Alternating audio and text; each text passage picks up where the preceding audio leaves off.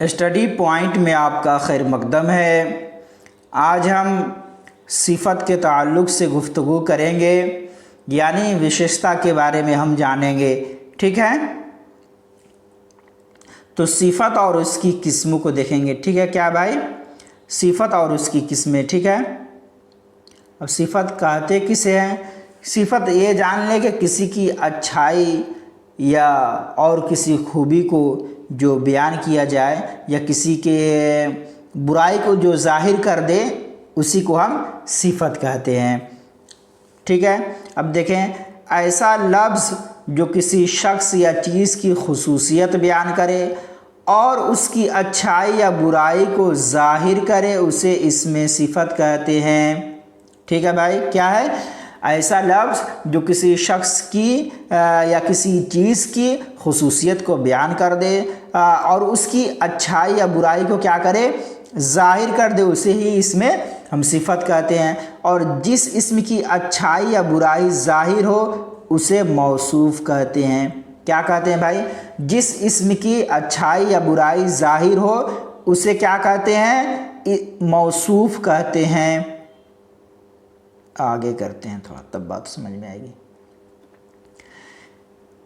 जिस इस्म की अच्छाई या बुराई को जाहिर किया जाए उसे मौसूफ कहते हैं। जैसे यहाँ पे देखें, मेहनती तालिबे इल्म, ठंडा पानी। तो मेहनती, बुज़दिल और ख़ूबसूरत, बदसूरत, ठंडा, लाल वगैरह, ये सब क्या हो जाएंगे? सिफत के किस्में हो जाएंगे। तो यहाँ पे देखें, जिस इस्म की अच्छाई या बुराई जाहिर हो, तो यहाँ पे अच्छाई किसकी जाहिर हो रही है? तालिब इल्म की जाहिर हो रही है। ठीक है, तो इसमें तालिब इल्म क्या हो जाएगा? मौसूफ हो जाएगा। तालिब इल्म क्या हो जाएगा? तालिब इल्म हो जाएगा मौसूफ। ठीक है, और जो मेहनती है वो क्या हो जाएगा? वो हो जाएगा भाई सिफत। इसलिए कि सिफत के ज़रिए, मेहनती के ज़रिए ही तालिब इल्म की विशेषता को, इसकी खूबी को बताई जा रही है। तो इसमें मौसूफ तालिब इल्म हो जाएगा और मेहनती जो है ये सिफत हो जाएगा। इसी तरह ठंडा पानी में ठंडा क्या हो जाएगा? ये सिफत हो जाएगा और पानी क्या हो जाएगा? मौसूफ हो जाएगा। इसलिए कि पानी के विशेषता को बताया जा रहा है, पानी की सिफत को बताया जा रहा है कि पानी का हैयत किस है? गर्म है, ठंडा है, किस तरह का है? तो पानी मौसूफ हो जाएगा और ठंडा क्या है? सिफत हो जाएगा। समझ में आई बात? चले आगे देखें। सिफत की 6 किस्में हैं भाई। कितनी किस्में हैं? 6। सिफत की 6 किस्में हैं। पहला क्या है? सिफत ज़ाती, दूसरा है सिफत निस्बती, और तीसरा है सिफत मिक़दारी, और चौथा है सिफत अददी, पांचवा है सिफत इस्तिफ़हामी, और छठा है सिफत इशारी। बात तो समझ में आ ही गई होगी। अब इसको तफसील के साथ देखते हैं। अब सिफत ज़ाती को देखते हैं। सिफत ज़ाती कहते किसे हैं? तो वह सिफत है जिससे मौसूफ की बातिनी, ज़ाहिरी या ज़ाती वस्फ़ को बताए। सिफत ज़ाती वह सिफत है जिससे मौसूफ की अंदरूनी या ज़ाहिरी या खुद उसकी ज़ाती वस्फ़ यानी खूबी को बताए। जैसे देखें, अच्छा लड़का, तो इसमें जो लड़का की खूबी बताई जा रही है किस चीज़ के ज़रिए? अच्छाई के ज़रिए बताया जा रहा है कि लड़का जो है अच्छा है। उसी तरह ज़हीन लड़की, अब लड़की जो है क्या है? ज़हीन है, चालाक है।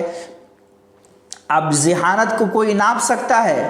कोई भी नहीं नाप सकता है। ठीक है, तो ये लड़की की ज़हानत को बताया जा रहा है, इसकी खूबी को बताया जा रहा है कि लड़की जो है ज़हीन है, चालाक है। बात समझ में आई? तो इसकी ज़ाती खूबी को जो बयान करे या बातिनी अंदरूनी खूबी को बताए या ज़ाहिरी खूबी को बताए कि खूबसूरत है, स्मार्ट है देखने में, तो ये क्या हो? ज़ाहिरी खूबसूरती हो जाएगी। बातिनी क्या हो जाएगी? कि उसका अखलाक व किरदार अच्छा है।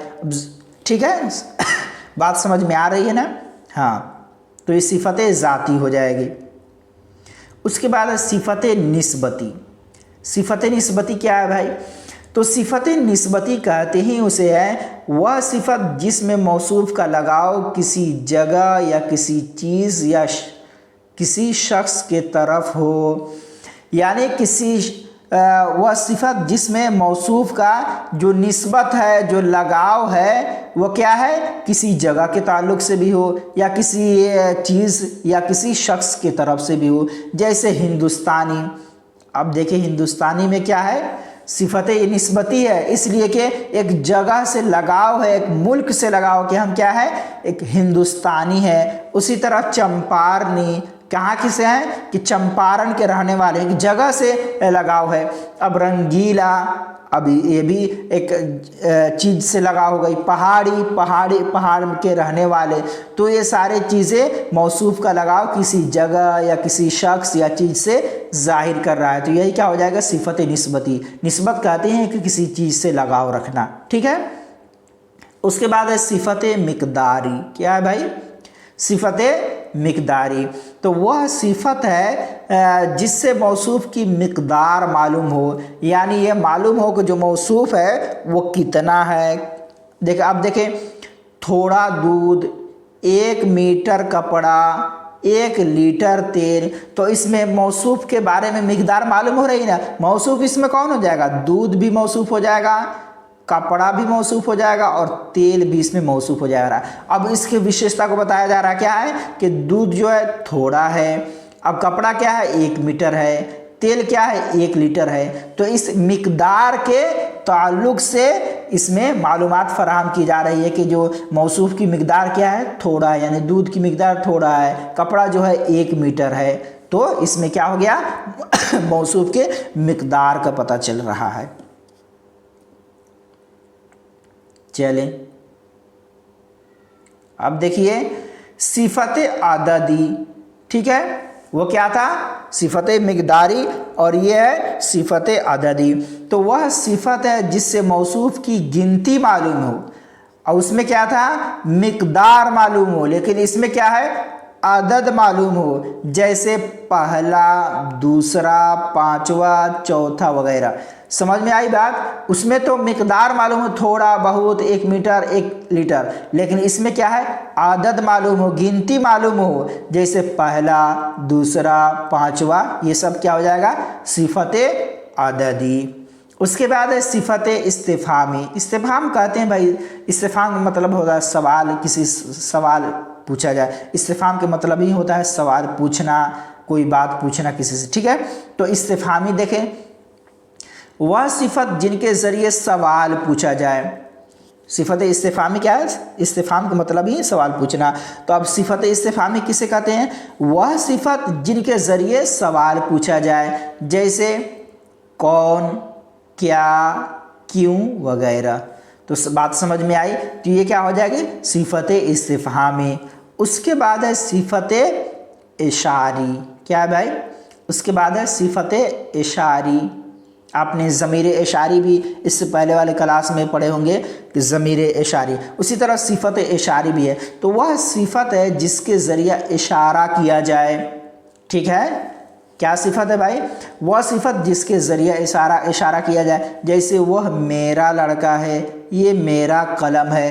तो वह और ये के ज़रिए क्या है? यहाँ पे जिस सिफत के ज़रिए इशारा किया जा रहा है वो क्या है? वो और ये। तो ये सिफत इशारी हो जाएगी। अब देखिए, अब यहाँ पे देखते हैं मुज़ाफ़ और मुज़ाफ़ इलैह। क्या है? ये तो सिफत हो गई भाई।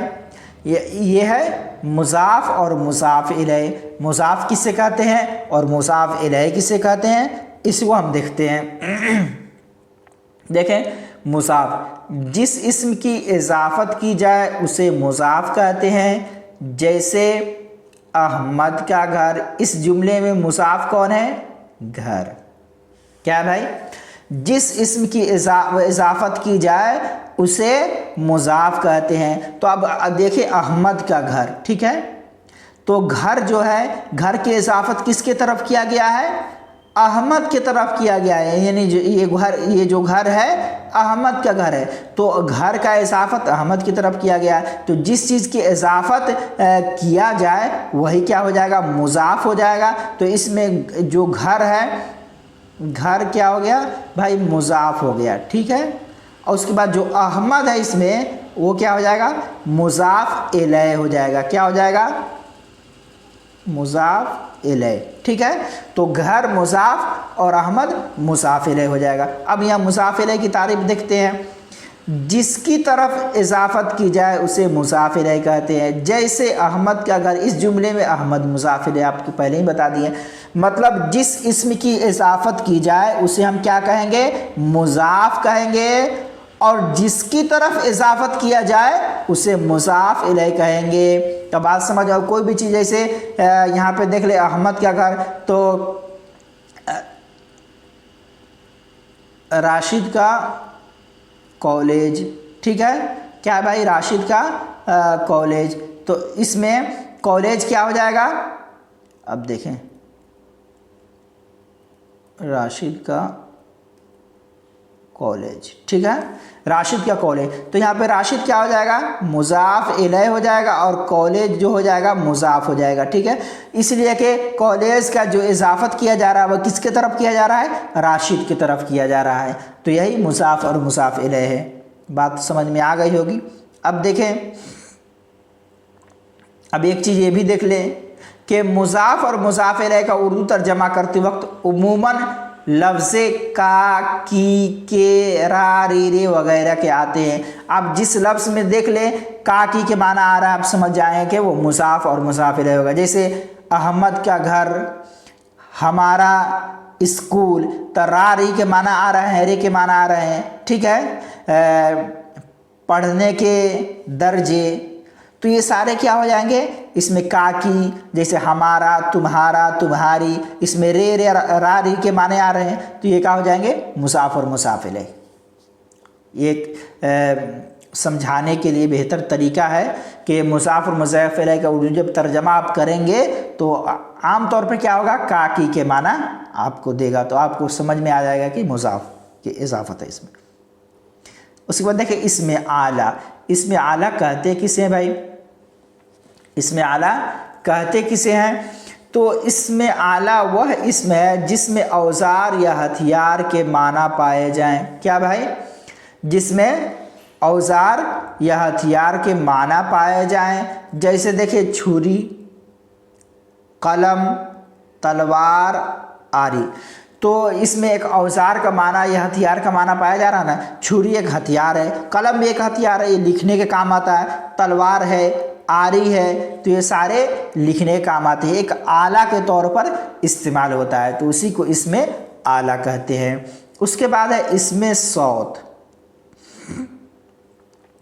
इसमें सौत कहते किसे हैं, इसको देखें, वह लफ्ज़ जो किसी मखसूस चीज़ या जानदार की आवाज़ को जाहिर करे, इसमें सौत कहलाता है। इसमें सौत किसे कहते हैं भाई, वह लफ्ज़ जो किसी मखसूस चीज़ या फिर जानदार की आवाज़ को क्या करे, जाहिर करे, उसको इसमें सौत कहते हैं। जैसे छम छम, म्याऊं म्याऊं, टन टन, भू भू, खन खन। तो ये सब क्या हो जाएगा, एक ख़ास किस्म की मखसूस चीज़ या फिर ये जानदार की आवाज़ को जाहिर कर रहा है। छम छम एक ख़ास मखसूस चीज़ की आवाज़ आ रही है, जैसे पायल वगैरह छम छम, म्याऊं म्याऊं बिल्ली वगैरह बोलती है, टन टन, भू भू। तो एक ख़ास चीज़ या जानदार के आवाज़ को जाहिर कर रहा है, तो यही इसमें सौत कहलाएगा। जहाँ भी आ जाए छम छम, म्याऊं म्याऊं, टन टन, भू भू, खन खन, दन दन, फन फन, ये सारे इसमें सौत हो जाएंगे, ठीक है। चलिए अब देखिए इसमें ज़र्फ़। इसमें ज़र्फ़ कहते किसे हैं, पहले उसको देखते हैं, इसमें ज़र्फ़ की तारीफ़ को देखते हैं, उसके बाद बात समझ में आएगी। तो इसमें ज़र्फ़ और उसकी किस्में, वह इस्म जो किसी जगह या वक्त को बताए उसे इसमें ज़र्फ़ कहते हैं। इसमें ज़र्फ़ किसे कहते हैं, वह इस्म जो किसी जगह या फिर वक्त को बताए उसे हम क्या कहते हैं, इसमें ज़र्फ़ कहते हैं। जैसे मैदान, मस्जिद, मैदान, स्कूल, सुबह, शाम, महीना, कल, परसों वगैरह। तो इसमें जगह को क्या बताया जा रहा है, मस्जिद भी जगह है, मैदान भी जगह है, स्कूल भी जगह। अब ये जगह को जाहिर कर रहा है, या फिर वक्त को बताए तो सुबह भी वक्त है, शाम भी वक्त है, महीना, कल, परसों, ये सब वक्त में शामिल है। तो वह इसमें जो किसी जगह को बताए या फिर वक्त को बताए उसे ही इसमें ज़र्फ़ कहते हैं। अब इसमें ज़र्फ़ की भी दो किस्में हैं, उसको देखते हैं। अब देखें, इसमें ज़र्फ़ की दो किस्में हैं। कितनी किस्में भाई बताएं आप लोग? इसमें ज़र्फ़ की दो किस्में हैं। पहला क्या है, इसमें ज़र्फ़ मकान, दूसरा इसमें यहाँ पे ज़र्फ़ मकान, यहाँ पे ज़र्फ़ ज़मान होगा। ठीक है, इसको काट दें। ठीक है, दूसरा क्या है, ज़र्फ़ ज़मान। पहला है ज़र्फ़ मकान और दूसरा है ज़र्फ़ ज़मान। मकान काटना चाहिए था, हम ज़र्फ़ ही काट दिए, 1 मिनट। ठीक है, यहाँ पे मकान को काट दें, ज़र्फ़ ज़मान हो जाएगा। ठीक है, तो अब ज़र्फ़ मकान के बारे में पढ़ते हैं। ज़र्फ़ मकान वह इसम जो किसी जगह या मकाम के लिए बोला जाए उसे इसमें ज़र्फ़ मकान कहते हैं। ठीक है, वह इसम जो किसी जगह या मकाम के लिए बोला जाए उसको इस पे ज़र्फ़ मकान कहते हैं। जैसे बच्चा मैदान में खेल रहा है, तो जो मैदान है ये क्या है, इसमें ज़र्फ़ मकान है। जो बच्चा खेल रहा है मैदान में खेल रहा है, तो मैदान एक जगह हो गया। ठीक है, उसके बाद है इसमें ज़र्फ़ ज़मान। वह इसम जिसमें वक्त या ज़माना का माना मौजूद हो उसे इसमें ज़र्फ़ ज़मान कहते हैं। जैसे बच्चा सुबह से खेल रहा है, तो सुबह क्या हो जाएगा, ज़र्फ़ ज़मान हो जाएगा, ज़माना का, और यह वक्त का पता दे रहा है कि बच्चा जो खेल रहा है वो कब से खेल रहा है, सुबह से खेल रहा है। तो इसमें ज़र्फ़ की दो किस्में हो गई। पहला क्या हुआ भाई, इसमें ज़र्फ़ मकान, और दूसरा होगा इसमें ज़र्फ़ ज़मान। अब ज़र्फ़ मकान किसको कहते हैं, जिससे किसी जगह या मकाम का पता चले उसे ज़र्फ़ मकान कहते हैं, जैसे मस्जिद, मदरसा, मैदान वगैरह। और ज़र्फ़ ज़मान उसे कहते हैं जिससे वक्त या ज़माना का जिससे पता चले वह ज़र्फ़ मकान हो जाएगा, जैसे सुबह, शाम, वक्त, दोपहर, महीना वगैरह। ठीक है, अब देखें, इसमें तस्गीर एक होता है, इसमें तस्गीर, और एक होता है इसमें तकबीर या मुकब्बर भी बोलते हैं। पहले इसको देखते हैं, इसमें तस्गीर या इसमें मुसग्गर, ये दोनों एक ही नाम है। कहीं पे इसमें तस्गीर के नाम से इस्तेमाल होता है तो कहीं पे इसमें मुसग्गर के, लेकिन ज़्यादातर मुसग्गर के ही नाम से इस्तेमाल होता है। तो देखें, जहाँ भी जो भी आए आपको समझना है। इसमें तस्गीर या इसमें मुसग्गर वह इसम है जो किसी इसम की छोटाई या छोटापन को जाहिर करे। क्या भाई, जो किसी इसम की छोटाई या छोटापन को जाहिर करे। जैसे संदूक से संदूकची, किताब से किताबचा, बाग से बागीचा। अब संदूक तो बड़ा रहता है लेकिन संदूकची जो है बिल्कुल छोटा, किताब तो बहुत मोटी रहती है और किताबचा 10-12 पेज का, बाग तो बहुत लंबा चौड़ा लेकिन बागीचा है छोटा। तो जिस इसमें से किसी की छोटापन जाहिर हो या छोटाई जाहिर हो उसे हम क्या कहेंगे, इसमें तस्गीर। और जिस इसमें से किसी की बड़ाई जाहिर हो या बड़कपन जाहिर हो उसे इसमें तकबीर या मुकब्बर कहते हैं, जिसकी तारीफ अभी आप देखने वाले हैं। ठीक है, ये बात समझ में आ गई होगी आपको।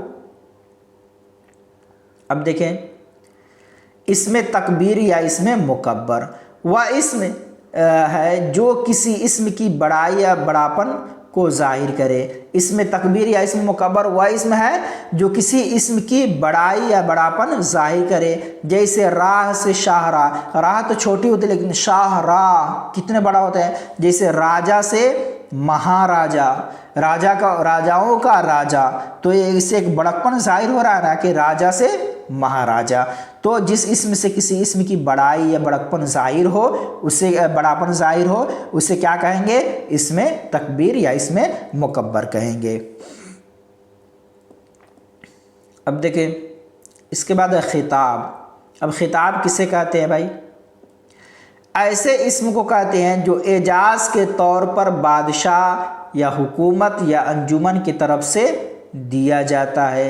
यानी जो खिताब ऐसे इस्म कहते हैं जो एजाज़ के तौर पर, हौसला अफजाई के तौर पर, एजाज़ के तौर पर क्या है, बादशाह की तरफ से भी दिया जाता है या फिर हुकूमत की तरफ से या किसी ऑर्गेनाइजेशन, अंजुमन वगैरह की तरफ से दिया जाता है। जैसे इस खिताब में क्या हो जाता है, खान बहादुर, शेर मैसूर, रुस्तम ज़मा वगैरह, ये सब क्या हो जाएंगे, ये खिताब हो जाएंगे। ठीक है, खान बहादुर, शेर मैसूर, रुस्तम ज़मा, ये सब क्या है भाई, खिताब है। तो समझ में आया, जो एजाज़ के तौर पर बादशाह या हुकूमत या फिर ऑर्गेनाइजेशन या संस्था या अंजुमन वगैरह की तरफ से दिया जाता है, वही क्या हो जाता है, खिताब हो जाता है। अब देखें लक़ब। लक़ब देखें, वह नाम जो किसी ख़ास खूबी की वजह से मशहूर हो जाए।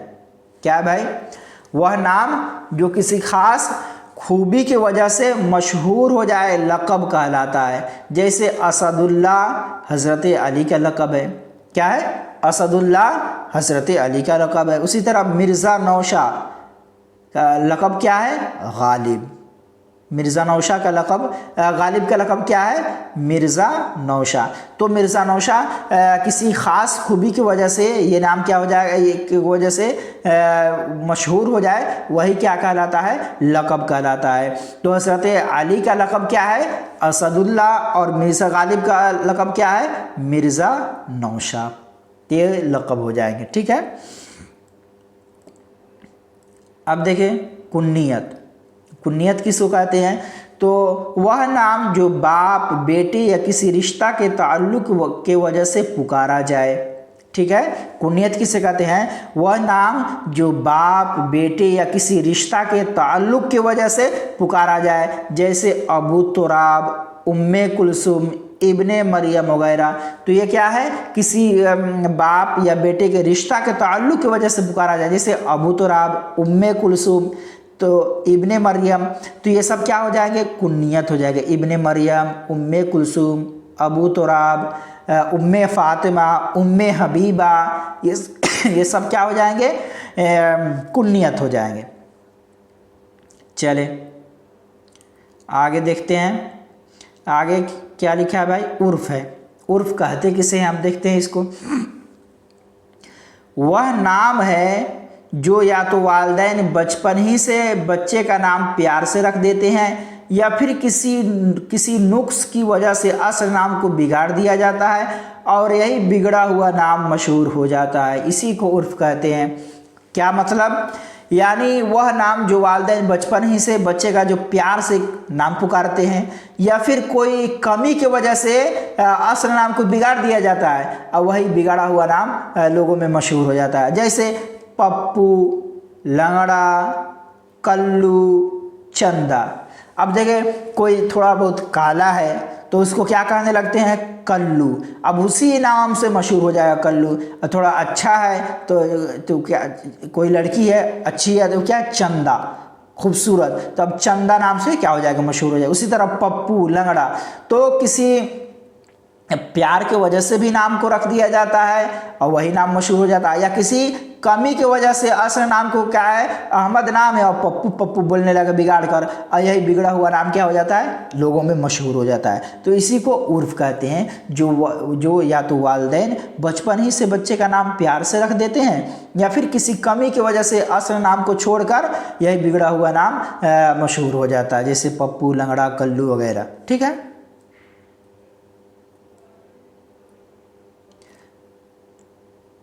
चले इंशाअल्लाह अगला क्लास क्रिया फेल के ताल्लुक़ से होगा, वर्ब के ताल्लुक़ से होगा। आज की क्लास यहीं पे ख़त्म करते हैं। शुक्रिया, जज़ाकल्लाह।